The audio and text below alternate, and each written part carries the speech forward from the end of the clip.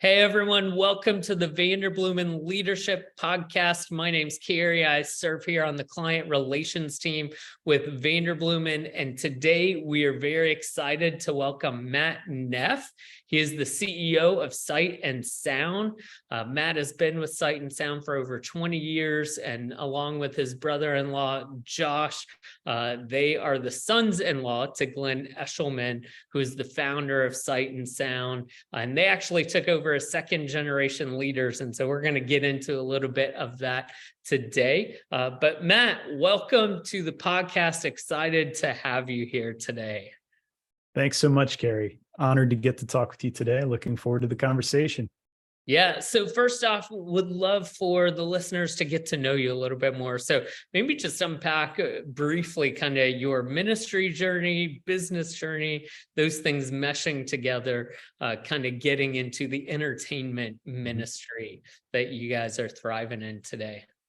All right. Happy to. My backstory real quick. I grew up about 5 minutes from where our hub location here in Lancaster, Pennsylvania is.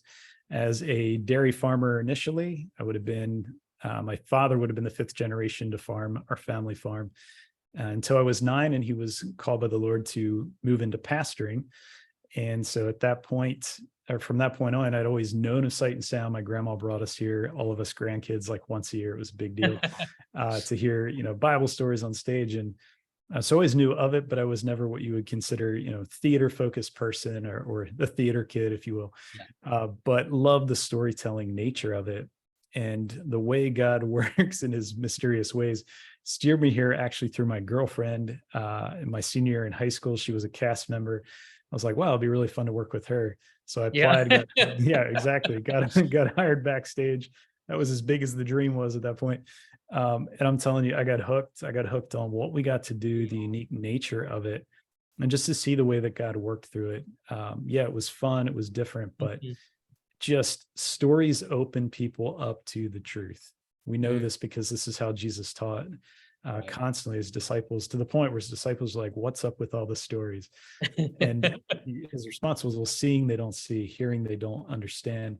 And that's actually where the name Sight and Sound was influenced by. Back then, was like, wait a second, storytelling has a way to connect to the heart. So for me, that's something I became then passionate about when I got to experience it. And so I've been here ever since, other than a short stint away for Bible school. Married, who was then my girlfriend, Amy. And so it's been a blast to be a part of this wild adventure ever since. And adventure is the word. That's great. That's great. We're going to get into a little bit of that adventure. I loved just getting to know you guys a little bit more, and really from the founding and from Glenn's kind of original vision of just the old school projector and a microphone and some music behind it, to where you guys are now. I mean, I think you guys have over 700 employees at 2 different locations in different parts of the country. So there has certainly been an evolution of what God's been doing. in your midst. So let's maybe start there and just talk about kind of what you're doing is kingdom focused, but it's also a business. And so our listeners oftentimes are leaders within their churches or church leaders, but they kind of have interest in both of those worlds. So maybe talk about how what you guys have done at Sight and Sound, how it's grown from this little kingdom initiative of a couple of slides and some music and a microphone to what it is now with such an amazing presentation of the gospel.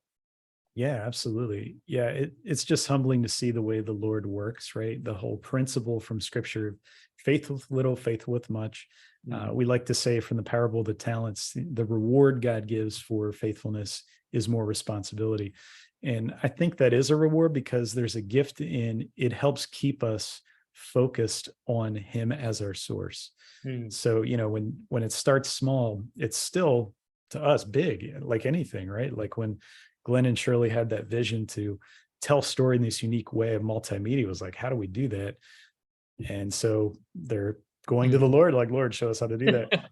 and boom, it takes off. Before you know it, they have, 4 teams traveling the country doing these ever larger slideshows. This is in the 60s into the early 70s. So then, the Lord giving them a building for the first theater, which was all about slideshows, and then slowly adding cast members, adding animal actors, and then full-blown biblical theater. Each step of the way, it was a leap of faith. It was like, Lord, you sure about that? Okay, here we go.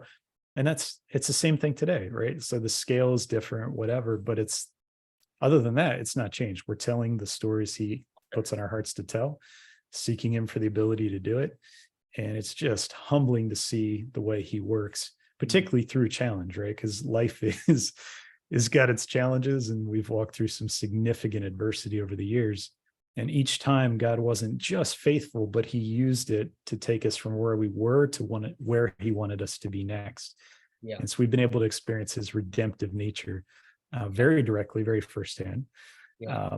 And also just something we're passionate about. You alluded to this, Carey, just the intersection of faith and business, you could call it that. But I guess the way we look at it is like God's kingdom is a kingdom, right? And the kingdom has many different facets. It manifests in a lot of different ways. So often as believers, we can put things in nice, clean boxes like, oh, well, then if I'm involved in ministry, that means I have to stand behind a pulpit or, or teach at a Bible school or something like that. And those are great things. That is certainly part of ministry.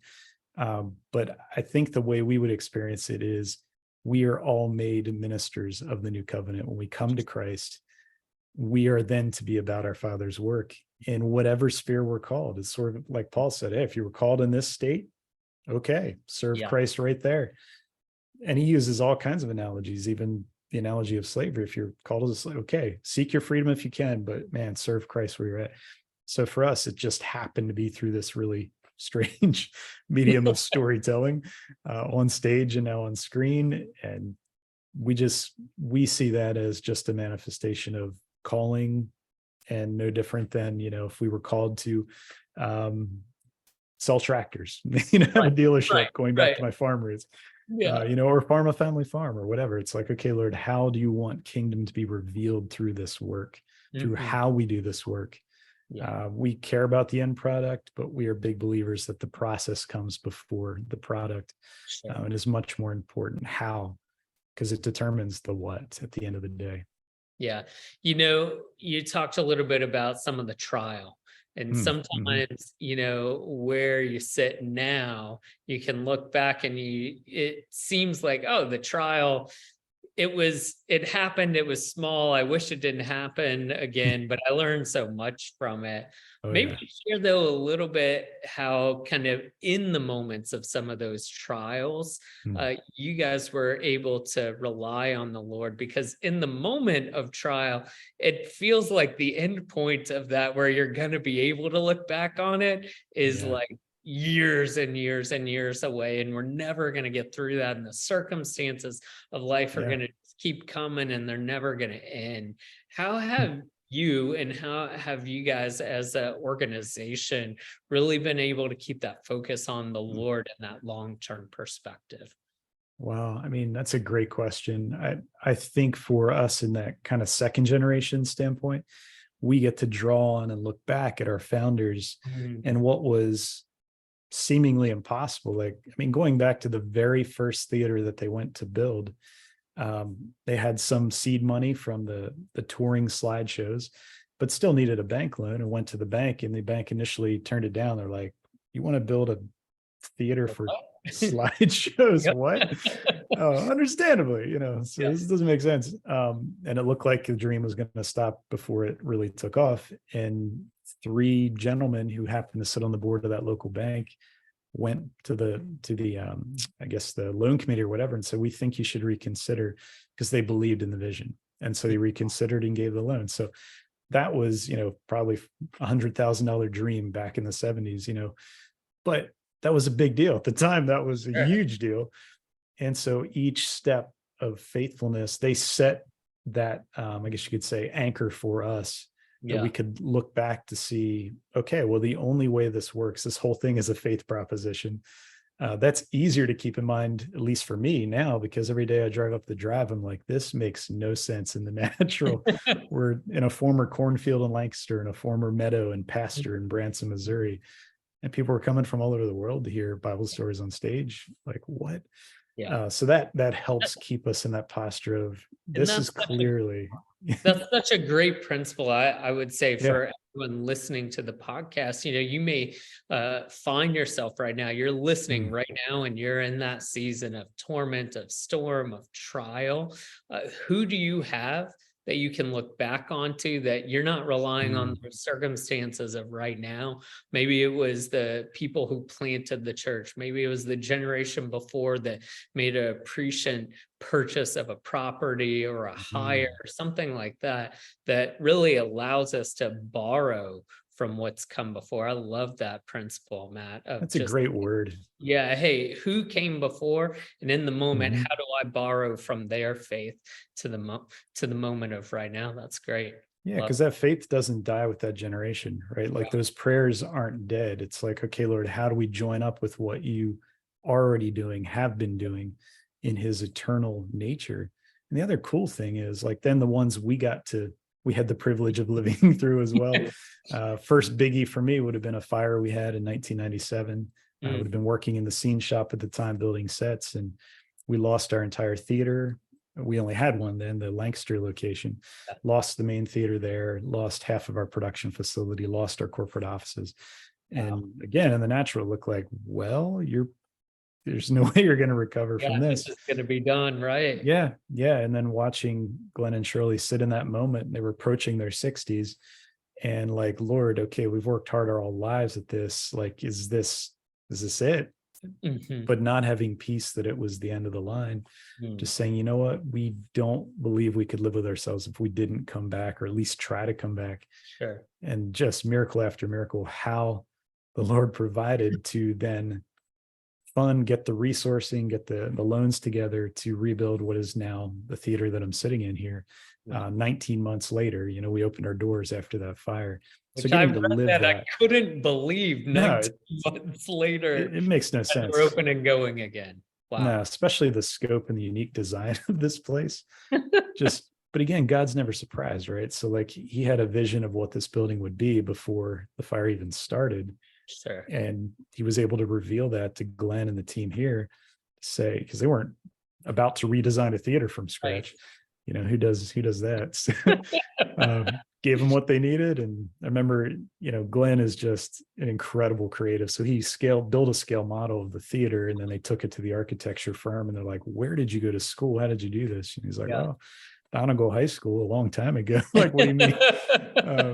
And so they built the prints off of that, basically, and just so we got to experience that, and that it builds your faith, so that when you face storms down the road, like for us, then going to Branson, opening in 2008, right at the launch of the Great Recession. Time, right? Yeah. Yeah, it was like, oh, great time to do a fully debt finance project with 5 banks. This is great. Learned a lot about that, everything, and not seeing the attendance that we built the model on for years after that, and just like, Lord, how in the world did we survive this? But again, you go back to his faithfulness before, you feed on that, and you're like, okay, you've called us here, we believe that, so show us moment by moment what we need today. It's all about manna, right? Like, what's the manna for today? I don't need to worry about tomorrow. What are you saying today? That's great. That's great. Keeping that focus. Well, something you kind of ventured into a little bit there. You are second generation within this endeavor with Sight and Sound. And it's actually your father-in-law in the succession of him and his wife, your mother-in-law. So maybe let's venture in there a little bit. Talk us through how that succession went. That's something we do at Vanderbloemen with companies and churches. And the goal is that it all goes perfect and smooth and seamless. The reality, I think, with any of them that we've done is they all have their peaks and their valleys, and the goal is to get to the peak at the end. So So Yes. ministry continues to go forward. So how did that happen for you guys? And what are maybe some things you learned through that process? Sure. Well, you said that well. I mean, it's because we're people, right? Like, and anytime you have more than one person, you've got slightly different values, different vision for how something should go. And then to try and figure out if something is significant as succession, when identities tend to get tied to roles sometimes and all that, is not an easy thing to walk through. And then I think in some ways it's almost more challenging when we are believers, in a sense, in that you layer ministry in that. There can be a heightened pressure of, we can't screw this up, because then we're going to, fail the Lord or fail the ministry, or whatever, which doesn't add helpful pressure. Yeah. And that's not something God puts on us, but it's something we tend to do in our humanness, I think. Sure. But yeah, I think what we found, I mean, there were a couple of gifts we found. The most significant gift was wise outside counsel was huge in helping us see what we didn't see, know what we didn't know what we needed to talk about that we didn't necessarily know we needed to talk about. Yeah. They had been there and done that, meaning they had walked alongside other families, other organizations who had transitioned. So, as we were running into things that were new to us, we'd start explaining it, and they'd finish our sentence like, "Oh," and then he probably responded with da da da da. I was like, "Yeah, how did you know that?" It's like, well, people are people. There's some common things here. So that was huge to have somebody to help shepherd the process for us. Sure. The other thing we found to be extremely helpful was having advisors who were not in the day-to-day, who were at a peer level with the first generation, and high trust and healthy relationship with second generation leadership. So we had three individuals that would have fit that category, that there was a high respect level, high trust level between them, Glenn and Shirley, and between us as second gen. So it was a safe place that, Glenn could vent to if he had concerns around how things were going. And keep in mind, we decided to embark on the succession journey as we opened in Branson, as we hit the recession. So, I remember the first time we met with our advisor consultant who walked us through this. He's like, so the two hardest things any organization does is succeed from first to second generation. The second hardest thing they ever do is go from one geographic location to a second. He's like, you're doing them both at the same time. Like, hey, why not? Let's just make it fun. But that was huge, because in those rockiest, hardest moments, there was that safe space that either of us could go to, and they could affirm the other, right? So they didn't throw each other under the bus, but they could say, hey, hold your powder. They've got this. It's going to look different than how you would do it, but we're not going to let them screw this up too badly. We're coming alongside, we're helping them out. So that was huge. That really helped bridge a couple of key critical hard moments. And then, of course, the other thing that's crucial is just honor between generations, honor between the outgoing leaders, the incoming leaders, and tons of grace. I mean, grace for the outgoing leader to say, man, you founded this. In our case, they were the founders. You've lived this your entire lives. How could your identity not be somewhat connected to this? Sure. And, just recognize there are going to be unknown bumps. You're seeing what you dreamed happen. Like Glenn and Shirley always dreamed this would go beyond them. So they loved what they were seeing. But at the same time, the real question for them of, now what? What does this mean for us? That's hard stuff. So to have grace as the younger generation for that, to recognize there are going to be emotions that we don't see coming, that are going to be at play, but we're committed to loving each other through it, honoring each other. And then vice versa, first gen being willing to offer us trust and going, we know they're going to do it differently than us in some ways. But I mean, I would say the most important thing, though, in that regard, going into the transition, was their belief in our commitment to the call of Christ, to the mission and to the vision that God had put in front of us. That was not in question. So even though how we would go about it was going to look a little different or unique, the core why we exist and what we're called to do, not in question. Well, that was huge. As I hear you talk about that, it could be very easy for this to become about the legacies of Glenn and Shirley, or what is your legacy going to be coming in, but the willingness and ability to keep it about the legacy of Christ and the gospel going forward is pivotal in those transitions from succession. And you guys had another layer there, not just succession, but you were family. Mm. And so the inherent difficulties that come with that as well. Maybe talk a little bit to that family dynamic Yeah. and how you guys navigated that with, you got Right. all this going on, but then Christmas happened and Thanksgiving happened and Oh yeah. all of those times to come together. Oh my, yeah. It's on one hand, family can make it easier because there's that like deep love for each other, and it can make it more complicated because there's no escape from each other either. And in our case, the Lancaster Theater is located, where it's located, and then we live just through the fields in an old farmette, and then the farm right after that is my wife's parents. So we were in the middle of it, and then since that time, we actually built in the meadow of the farm, and my brother-in-law Josh and his wife moved into the farmhouse Oh, we were wow. in. So we're all in a row. So there was a season where that was not easy. There were the flybys. It was like observing from a distance and then a flyby, like, hey, are you guys sure about whatever? Yeah. That was not the easiest. And there was respect for each other as far as boundaries go. And when you're walking through survival, which we were in 2009 through 11, really was a very challenging season. Sure. Yeah, that was, yeah. How And, did yes. you guys have a perspective? So there's what you guys are dealing with from the leadership standpoint, right at the top of the organization.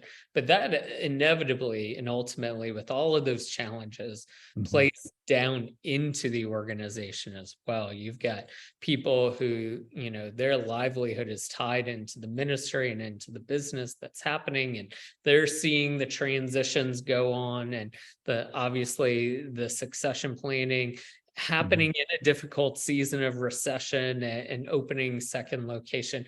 How did you guys navigate taking care of your people through all of that transition? That's a great question. I think one of the key things that helped in that regard, when we went into the start of the process for succession, neither Josh and I were seeking what's next. Like, we weren't knocking on the door like, hey, we've been here for a little while, it's time for it. No, we and the board and our wives and their sisters, it was Glenn and Shirley have 4 daughters. So they saw some things in Josh and they're like, this is interesting. Josh profiles a lot like dad. Matt profiles a lot like mom. This is very interesting how they're kind of coming up together, and they're completely opposite wirings and skill sets. So they saw that, they believed in us in that regard. And so that's what kind of set us on that course. But neither he or I were seeking it. We weren't banging down the door. We were willing. We were really like, Lord, whatever you want, wherever you want us, that's why we're here. We're passionate about this. So that helped on the front end. It's not like we went in with an expectation of, hey, great, 3 years, we had better be in the top spots. Like, there was none of that. It was like, hey, day at a time, year at a time.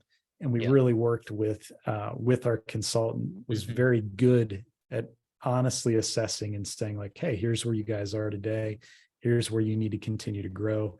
So that included coaching. So we were walking through with ever increasing responsibility while our outside advisors' responsibility decreased. And what was cool, it allowed for, I would call, an extremely seamless transition. To the point where it was a 7-year journey from when we started to work with our outside consultant until I would have transitioned into the seat of CEO at the beginning of 2015. And at that time, Josh would have shifted into our president and then chief creative officer. We've since renamed that chief story officer. But at that point, it was so seamless. And we sent out a communication to the company to confirm like, hey, this has happened now. But it just, like, I wasn't doing my day any different. Yeah. And so I ran into one of our longtime managers who I had worked for way back. He was our facilities manager when I worked grounds one summer, and ran into him. He's like, hey, congratulations. And I was like, congratulations for, he's like, well, I saw the email, like, you're officially a CEO. And I was like, oh, right. Hey, thanks, Brian. and And I love that because it was our goal from day one was we want this to be a smooth fade, like sort of think a nice spotlight cue, right? The fade up, the fade out is so smooth you don't think about it when you're in the audience. That was the goal. We didn't want our teams to feel it as, oh, wait, this is a shift. Oh, now Matt and Josh are leading. We wanted it to be almost a non-event. And thank the Lord, that's really how it played out, which was awesome. Which is great. And that's one of the things sometimes that we see is you guys took a long-term approach to that, 7 years, right? Which is a big deal, especially in the time you were going through, but also thinking about founders retiring. And, I think about it in the terms of we're coming up on a large wave in the church world of founders, founding pastors who are going to be passing that mantle.